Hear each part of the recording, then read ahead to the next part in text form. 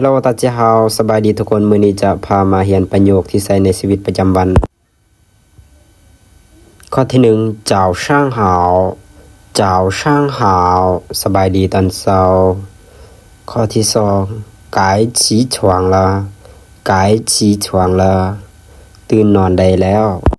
洗澡了吗洗澡了吗อาบน้ำแล้ววะ快去洗脸刷牙快去洗脸刷牙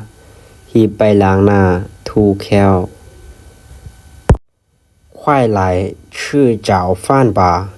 快来吃早饭吧รีบมากินข้าว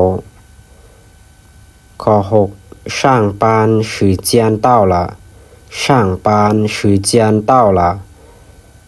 ฮอดโมงเฮ็ดเวียกแล้ว我先走了我先走了ค่อยไปก่อนเด้อ差点迟到了差点迟到了ยังอีกหน่อยหนึ่งก็มาซาบ่ทันแล้ว8点开始上课8点开始上课8โมงตรงเข้าโรงเรียน我忘带书了我忘带书了ค่อยลืมเอาปื้มมา你慢点说你慢点说เจ้าเว้าช้าๆแน่ข้อที่12请你再说一遍请你再说一遍เจ้าเว้าอีกเทื่อหนึ่งได้บ่ข้อที่13我知道了我知道了ค่อยรู้แล้ว等一下等一下ถ้าแป๊บหนึ่ง我马上去我马上去ค่อยจะรีบไปเดี๋ยวนี้เลย你饿了吗你饿了吗เจ้าหิวแล้ววะ一起去吃饭吧一起去吃饭吧ไปกินข้าวนำกันเนาะ大家都在排队大家都在排队ทุกคนกำลังเรียนแถวอยู่吃什么好呢吃什么好呢กินอย่างดีเด้都可以都可以ได้หมดกินหยังก็ได้หมดประมาณนี้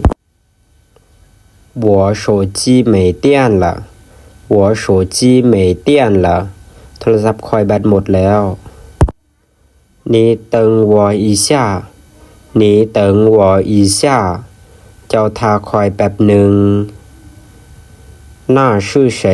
的声音那是谁的声音นั่นแม่นเสียงของไผ你刚才为什么不回我消息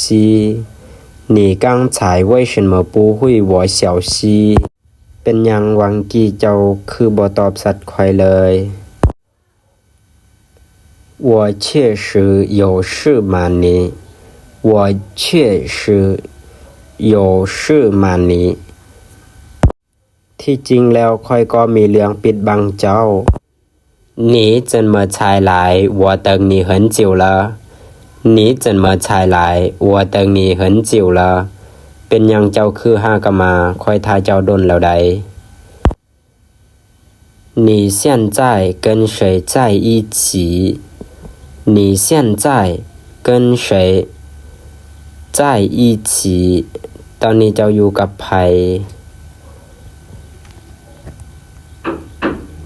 你在跟谁说话你在跟谁说话เจ้ากำลังเว้ากับไผ我等你半天了你终于来了我等你半天了你终于来了ค่อยท่าเจ้ามาครึ่งมือแล้วในที่สุดเจ้าก็หากลับมา你在哪怎么这么吵你在哪怎么这么吵เจ้าอยู่ใส่คือมาแซวแท้โอเคทุกคนอย่าลืมกดไลค์กดติดตามเพื่อเป็นกำลังใจให้แอดมินเด้อเพื่ออย่าพลาดคลิปต่อไปโอเคสบายดีเชี่ยๆตาจ้า